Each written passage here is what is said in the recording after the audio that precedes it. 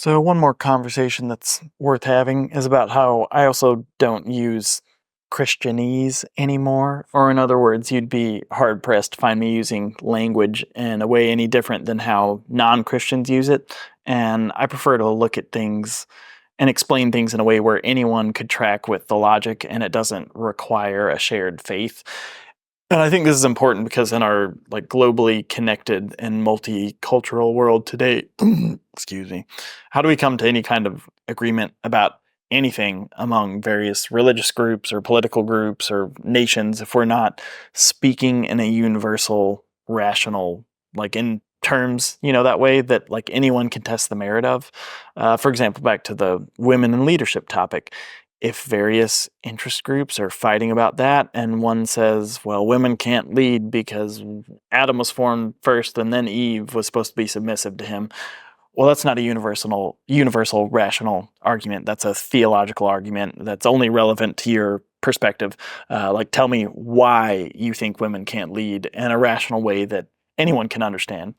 You could at least come out and say, well, women are emotional and irrational and don't do well in high pressure leadership roles. And I, of course, would have plenty of things to say about that, but I could at least respect that that's a universal rational claim that we could argue about and test and compare the evidence. And we could say, okay, let's actually do a follow-up with real-world data, since there are plenty of businesses and countries and that have women leadership, and we could see how those businesses and countries are doing compared to ones that are predominantly led by men. And I think that method is a totally viable way of forming our theology, even if you want to call it that.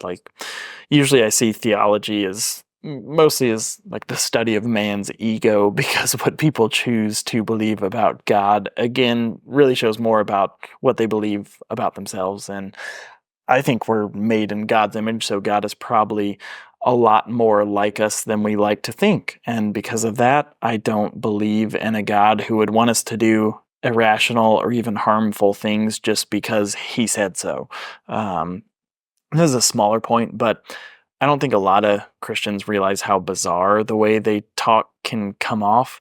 Even terms like unbelievers or the lost, they're such weird charged terms. Imagine if people used the term infidel just in everyday conversation, and how awkward that would make you feel.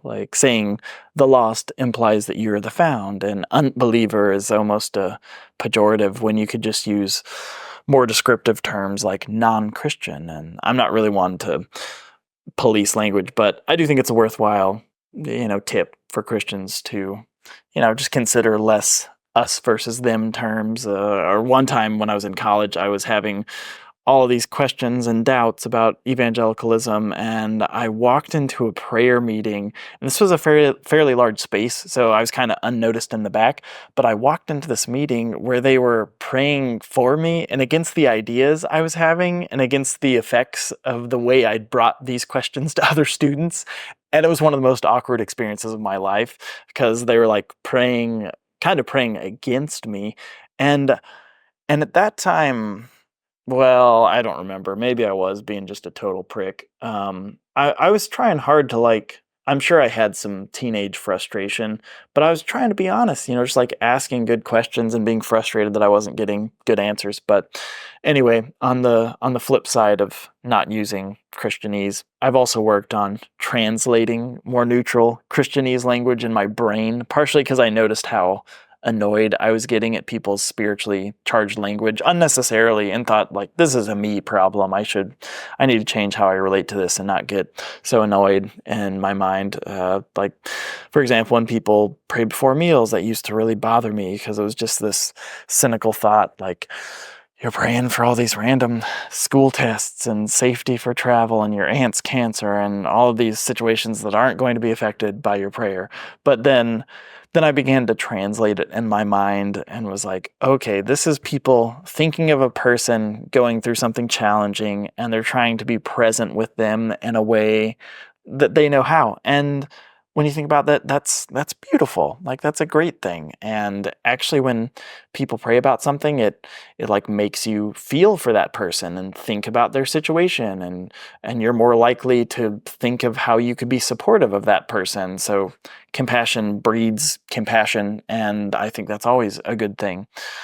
So, this is a clip from my story on why Christianity and atheism didn't work out for me. So if you want to watch the full video, you can click on the link here.